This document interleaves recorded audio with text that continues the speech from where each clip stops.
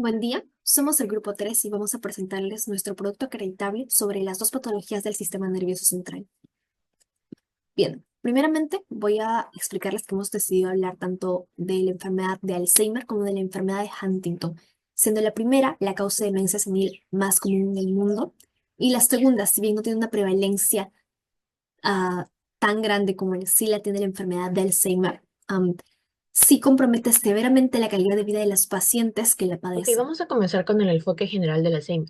Esta va a ser una enfermedad neurodegenerativa que afecta principalmente al cerebro. Su principal característica va a ser destruir progresivamente la memoria y la capacidad de recordar las cosas. Y esto lo va a convertir en una de las principales causas de demencia, que es un síndrome que afecta la funcionalidad mental de millones de personas. Entonces, como ya mencioné, el Alzheimer va a ser una de las causas más frecuentes de demencia, que es una condición que disminuye severamente la calidad de vida de las personas, especialmente a medida que envejecen. Entre factores de riesgo vamos a encontrar tres aspectos claves, que va a ser la edad, donde la prevalencia de esta enfermedad va a aumentar significativamente después de los 75 años, lo que se asocia al envejecimiento. La genética, donde las mutaciones de ciertos genes como el APP o el ABCA1 van a incrementar el riesgo. Esto subraya también la importancia de los antecedentes familiares y los cambios asociados al envejecimiento. Con el paso del tiempo se va a reducir el volumen cerebral y las conexiones sinápticas, lo que va a favorecer el deterioro cognitivo. Entonces, desde una perspectiva global, tenemos que el Alzheimer y otras demencias son más frecuentes en personas mayores de 65 años. Entonces, el problema especialmente relevante es que en países donde la población envejece rápidamente, como en Japón y varias naciones europeas. Entonces, además de estas condiciones, también afectan más a mujeres que a hombres, por lo cual podría estar relacionado con factores biológicos y la longevidad. Muy bien, continuando con la exposición, hablaremos de la fisiopatología, el mecanismo de la enfermedad de Alzheimer. Como sabemos, es una enfermedad neurodegenerativa que afecta principalmente a adultos mayores. La demencia en el adulto mayor eh, tiene una evolución progresiva y dentro de los mecanismos vamos a ver que en un lugar central vamos a encontrar la cascada amiloide. ¿A qué se refiere esto? A la formación de placas por acumulación de beta amiloide principalmente en las áreas del cerebelo, el hipocampo y la corteza cerebral, son áreas críticas para la memoria y el aprendizaje. Eso se correlaciona clínicamente con el deterioro de la memoria y el déficit de funciones ejecutivas que caracterizan las etapas iniciales. La segunda forma de plantear, o el segundo mecanismo, digamos, sería la hiperfosforilación de la proteína tau, la cual va a formar ovillos neurofibrilares, localizados en regiones como la corteza entorrinal y el hipocampo, ¿no? En etapas iniciales, según pues las etapas de Braque, ¿no es cierto? Eh, Interfieren con el funcionamiento neuronal. Las manifestaciones clínicas aquí sería el problema de orientación espacial y la memoria. En tercer punto, vamos a encontrar que hay una disfunción de la barrera hematocefálica, ¿no? Lo cual va a permitir la entrada de moléculas que pueden continuar dañando el cerebro. Entonces, luego la neuroinflamación de las microglías. ¿No? Entonces, esto se debe pues a que hay una excitación prolongada, ¿no? Lo cual produce un entorno tóxico por liberación de ROS, ¿no? Eh, entonces, junto a esas alteraciones, a la producción de acetilcolina, se relaciona pues con síntomas como apatía y dificultad en el procesamiento del lenguaje. Entonces, después de haber escrito todo esto, podemos concluir nosotros que la enfermedad de Alzheimer afecta finalmente a la memoria, a las capacidades cognitivas, como puede ser la atención, el razonamiento, eh, la memoria, ¿no? Recordar cosas, eventos, ¿no? Y resolver problemas. Y en definitiva, eh, disminuye pues la calidad de vida. Tenemos la enfermedad de Alzheimer, donde hay cuatro etapas según las manifestaciones clínicas, una etapa preclínica donde no va a haber visibles de síntomas, sin embargo va a haber una alteración a nivel estructural y molecular por la acumulación tanto de beta amiloide como de tau. Y una etapa inicial donde ya vamos a empezar a presentar síntomas, que va a ser principalmente pérdida de memoria y la liberación de la neurocinesia, más que todo por una degeneración en lo que es la corteza entornal del campo. Los cognitivos ligeros puede ser, por ejemplo, tardarse al expresar ideas. Esto es por una degeneración en lo que es la corteza prefrontal. Cambios emocionales y de comportamiento, puede haber un incremento en la personalidad, más que todo esto es afección en la amígdala y antisemana. También puede haber desorientación, que es que, por ejemplo, el paciente puede perder ocasionalmente algún objeto como el celular, y esto es porque hay una degeneración de conexiones neuronales. Mientras que ya en una siguiente etapa, que es la etapa moderada, que es levemente incapacitante en el caso del paciente, pero una pérdida de memoria un poco más significativa, y pueden involucrarse en un poco más importante y una progresión de la degeneración neuronal del hipocampo. Hay problemas cognitivos un poco más avanzados, incluso hay problemas para resolver ejercicios matemáticos. Todo esto porque lo que está siendo afectado es el lóbulo parietal, que como sabemos es responsable de la función cognitiva. Luego, el conocimiento también va a ser afectado, van a tener problemas para reconocer amigos o familiares cercanos. Esto porque hay una degeneración a nivel de lo que es neuronas del lóbulo temporal. Y también hay cambios de comportamiento, hay mucha más agresividad más marcada, igual que la ansiedad. La amígdala ya hay, está afectada y también hay un falencia neuroquímica. Mientras que la etapa severa, que es ya totalmente incapacitante, va a depender del paciente totalmente de un cuidador. Esto quiere decir que va a haber una pérdida severa tanto de función cognitiva como de función motora. Ahora, hay una alteración completa de las nociones, ya hay un reconocimiento limitado y escaso, más bien, ya que hay una degeneración extensa de neuronas tanto a nivel de la corteza como en el hipocampo. También dentro del lenguaje, la verdad es que los pacientes en esta etapa se comunican con otros deprimidos y tienen incapacidad para formar oraciones. Y esto es porque las heridas de Broca y de Wernicke están bastante degeneradas. Ahora, hay una pérdida de movilidad y postración en la cama. Los pacientes ya en esta etapa tienen una afectación total de lo que es el sistema motor, especialmente el cerebro, entonces van a estar más que todo postrados en cama, incluso algunos pueden llegar al estado de coma. También hay problemas fisiológicos y no pueden controlar muy bien lo que son los esfínteres. Entonces, para deglutir va a ser bastante complicado. Hay una pérdida más que todo de funciones corporales básicas, ¿no? Hay problemas de sueño por una afectación de lo que es el ritmo circadiano. Y algunas complicaciones graves en esta etapa pueden ser la neumonía de respiración, por ejemplo, convulsiones o puede haber muerte en casos más graves. Siguiendo con la exposición, vamos a hablarles acerca de la macroscopía cerebral. ¿Qué es lo que se observa en el Alzheimer? Primero, atrofia cerebral, es decir, una reducción del tamaño del cerebro, proceso correlacionado con el ensanchamiento de los ventrículos y a consecuencia directa de una pérdida neuronal y sináptica. Tras esto, también se puede observar una circunvalaciones cerebrales que tienden a ensancharse, además que los surcos se profundizan, reflejando la degeneración del tejido cerebral. Por otra parte, también se puede decir que las regiones más afectadas son el hipocampo, el cual es crucial para la memoria, la corteza entorrinal, ah, que se encarga de la consolidación de recuerdos, y el giro cingulado posterior, el cual se implica en funciones relacionadas a la atención y el procesamiento emocional. Bien, algo que es sumamente útil para ver más acerca de la macroscopía del cerebro en el Alzheimer son las imágenes. Las herramientas tecnológicas han avanzado y tenemos hoy en día la morfometría basada en voxeles, el VBM, el cual ayuda para identificar los patrones específicos de las alteraciones, permitiéndonos analizar a detalle las diferencias que se van a presentar entre volumen, densidad, entre las diversas regiones cerebrales. Y estas imágenes van a ser claves en el impacto y la progresión, para saber el impacto y la progresión del Alzheimer. Ok, en esta diapositiva vamos a explorar los hallazgos microscópicos más característicos de la enfermedad del Alzheimer. Vamos a encontrar características distintivas tales como las placas seniles, que van a estar compuestas principalmente por depósitos de betamiloide, que va a ser una proteína que se acumula de manera normal entre las neuronas, afectando la comunicación neuronal.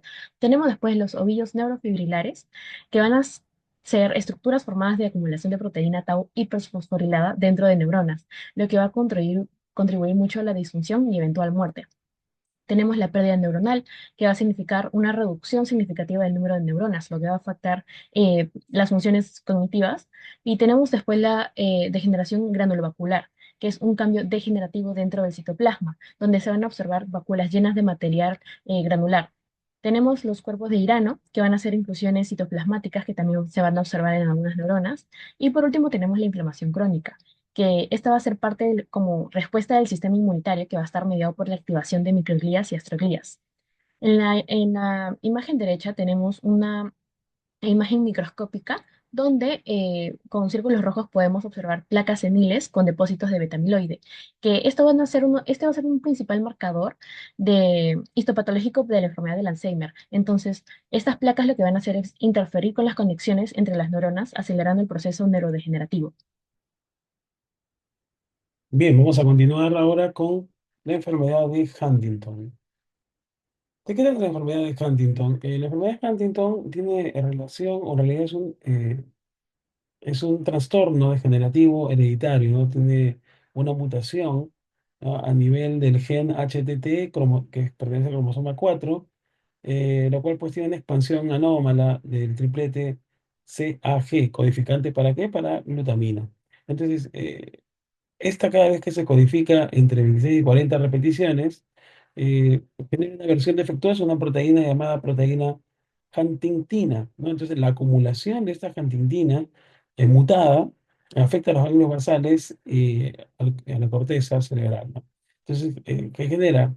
Genera, pues, estructuras esenciales o afecta estructuras, perdón, esenciales para el control motor y cognitivo. Por eso es que esto se va a manifestar clínicamente con movimientos involuntarios o corea, ¿no? Pérdida de habilidades motoras finas, deterioro del funcionamiento ejecutivo, trastornos psiquiátricos como depresión y algunas veces psicosis. Entonces, la enfermedad de Huntington va a tener dos presentaciones, ¿no? Una presentación de inicio, pues, entre los 30 y los 50 años, pero puede presentarse también un Huntington juvenil a los 20 años, ¿no? Y este tiene síntomas más severos, ¿no? Síntomas que progresan con mayor rapidez. Este subtipo va asociado a expresiones eh, de replicación de mayores de 60, ¿no? Del CAG, ¿no? Con frecuencia presenta rigidez, asistencia como signos predominantes. Entonces, lo que podemos decir es que en América Latina puede ser lo que se han mostrado los casos como en Perú, en México y en Colombia, ¿no? Siendo pues la representación a nivel mundial de uno por cada 10.000 personas, un caso por cada 1.000 personas, ¿no? En México, el caso de Huntington juvenil representa el 6,5%.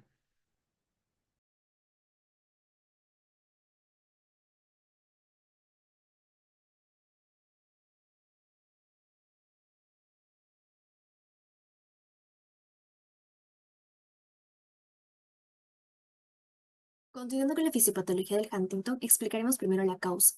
La causa se debe a una expansión anómala del triplete CAG, citosina, adenina y guanina, producto de una mutación en el gen de la huntingtina, que va a causar una replicación de mayor a 35 repeticiones de ese triplete, generando su acumulación y plegamiento de las proteínas. Bien, todo esto va a causar efectos en la señalización neuronal, alteración de los astrocitos y también el centro de mayor afección va a ser los núcleos basales. En los núcleos basales va a afectar la regulación, que son encargados de la regulación motora, va a afectar dicha regulación. Ante esto, se va a producir una no supresión de las acciones no deseadas y un aumento en la excitabilidad motora, trayendo consigo una característica propia del Huntington, que es la corea. En lo que respecta a hallazgos recientes, tenemos que se ha asociado la disminución del FOX2 con el aparecimiento de esto. Esto debido a los factores de transcripción en el tálamo, que se va a decir que va a tener una repercusión tanto en la conectividad neuronal como en las funciones sensomotoras. Y otra afección causada por el Huntington viene a ser afecciones más complejas. Esto es por la repercusión del dolor, principalmente debido a que el Huntington es una enfermedad que trae consigo dolor y a los pacientes no poder expresar adecuadamente lo que están sintiendo, pueden recibir terapias subóptimas para el tratamiento de sus padecimientos propios de la enfermedad. Ok, siguiendo con la exposición, voy a explicarles sobre las manifestaciones clínicas de la enfermedad del Huntington. Entendemos que esta enfermedad va a progresar en tres etapas: temprana, media y tardía. Cada etapa va a reflejar un deterioro más avanzado del sistema nervioso central, afectando funciones motoras, cognitivas y emocionales. Vamos a explorar cada síntoma, estos síntomas para poder entender cómo impactan en la vida del paciente. En la etapa temprana vamos a entender que los síntomas van a ser más sutiles, pero ya van a poder identificarse cambios que van a poder marcar el inicio de la enfermedad. Tenemos la torpeza, pérdida de coordinación, que van a ser las primeras señales del daño motor. Las alteraciones emocionales, tales como la ansiedad, irritabilidad y depresión. Tenemos movimientos oculares anormales y disfunción olfatoria, que van a afectar tareas básicas tales como leer, poder mantener contacto visual o identificar olores. Tenemos los comportamientos impulsivos debido a la desinhibición. Ahí, a medida que avanza esta enfermedad, los síntomas motores, cognitivos y emocionales se van a agraviar. Tenemos los movimientos involuntarios o la corea y la pérdida de equilibrio que va a limitar la movilidad. La dificultad para realizar tareas manuales básicas debido a la debilidad general. Tenemos la pérdida de peso y aunque el paciente coma bien, debido al gasto energético de los movimientos, va a ocurrir esta disminución de peso. Tenemos problemas para hablar y reaccionar rápidamente. Entonces, en la etapa tardía ya la enfermedad va a alcanzar un punto más severo, dejando al paciente completamente dependiente de cuidados externos. Tenemos la rigidez, bradicinesia, que va a reducir la capacidad de la movilidad casi por completo. Tenemos la inhabilidad para caminar y hablar y deglutir, aumentando el riesgo de complicaciones tales como la neumonía. y va en sí ocurrir una dependencia total para realizar sus actividades diarias debido al deterioro ya físico y cognitivo. El análisis de estas manifestaciones clínicas de la enfermedad del Huntington va a reflejar mucho cómo esta patología afecta profundamente la calidad de vida de los pacientes. Entonces, el deterioro progresivo refleja la importancia de un diagnóstico temprano para poder tener un manejo integral que va a combinarse con el apoyo médico, psicológico y social. Los hallazgos morfológicos en la enfermedad de Huntington, donde vamos a ver principalmente lo que es atrofia del cuerpo estriado, donde va a haber una pérdida de las neuronas espinosas medias, un aumento compensatorio de los ventrículos laterales ante la atrofia del cuerpo estriado. También va a haber una alteración en la sustancia gris, esta va a reducirse de tamaño, mientras que la sustancia blanca, su integridad va a verse afectada. Entonces va a haber una dificultad en la comunicación de regiones cerebrales y una pérdida neuronal y una disfunción en la conexión entre estas. El espesor cortical también se va a ver afectado, va a haber una degeneración, va a haber una disminución específicamente de neuronas tipo piramidales en lo que son capas corticales 3, 5 y 6. Ahora, las células gliales, a modo de respuesta ante el daño neuronal, van a intentar proliferarse para intentar reparar el tejido y también eliminar restos celulares. Van a contribuir a lo que es una inflamación crónica. En cuanto al el giro dentado va a verse más que todo afectado a nivel de número de neuronas. Entonces vamos a ver que hay pérdida de coordinación y equilibrio del paciente. El cuerpo calloso va a adelgazarse, va a atrofiarse, entonces va a haber una dificultad en cuanto a cognición y comportamiento del paciente, y el hipocampo va a verse neurodegenerado, va a entrar en un estado de atrofia, va a haber una pérdida de memoria entonces en los pacientes, y el sistema límbico también va a mostrar una alteración. De hecho, esto es lo que va a causar el aumento de agresividad y ansiedad en el paciente. Mientras que se va a ver que también se encuentran los neuroclías y placas amiloides, que es bastante raro, sin embargo, puede suceder en pacientes con Huntington. Y estas acumulaciones van a contribuir a lo que es una degeneración de tipo neuronal. Características microscópicas. Esta se distingue principalmente por la degeneración neuronal que ocurre en diversas áreas del cerebro, pero en forma especial en el estriado, que es una región clave para el movimiento de las funciones cognitivas. Entonces, a nivel microscópico vamos a encontrar la pérdida neuronal y gliosis. Entonces, la muerte progresiva de las neuronas se va a acompañar con un proceso reparativo que produce gliosis, es decir, una proliferación de células gliales. Las inclusiones intranucleares de huntingtina mutada. Esto va a interferir con la función celular. Y por último tenemos las neuronas espinosas medianas que van a ser las más afectadas. Entonces esto va a explicar los síntomas motores característicos de la enfermedad. Eh, la gravedad del daño del estriado se va a clasificar en grados, desde grado 0 hasta el grado 4, siendo grado 0 donde se van a representar los cambios más iniciales de la enfermedad, con un aumento de células soportes llamadas oligodendrocitos, y de grado 4 donde va a representar el estadio más avanzado, con una pérdida neuronal generalizada y gliosis severa. Ok, para concluir, es importante señalar que el Alzheimer y la enfermedad de Huntington son dos trastornos neurodegenerativos con mecanismos distintos, pero que comparten características como la acumulación de proteínas anormales y la pérdida progresiva de neuronas. Esta enfermedad no solo va a afectar funciones cerebrales esenciales como la memoria y el movimiento, sino que también van a tener un impacto considerable en la calidad de vida de los pacientes y sus familias. El costo emocional y económico asociado es significativo dado que se requieren muchos cuidados constantes. Y finalmente quiero destacar la importancia de seguir investigando estas enfermedades y el nuevo desarrollo de tratamientos que puede ayudar a mejorar la calidad de vida de quienes la padecen. Entonces también es importante promover el diagnóstico temprano para poder optimizar el manejo de los pacientes. Gracias.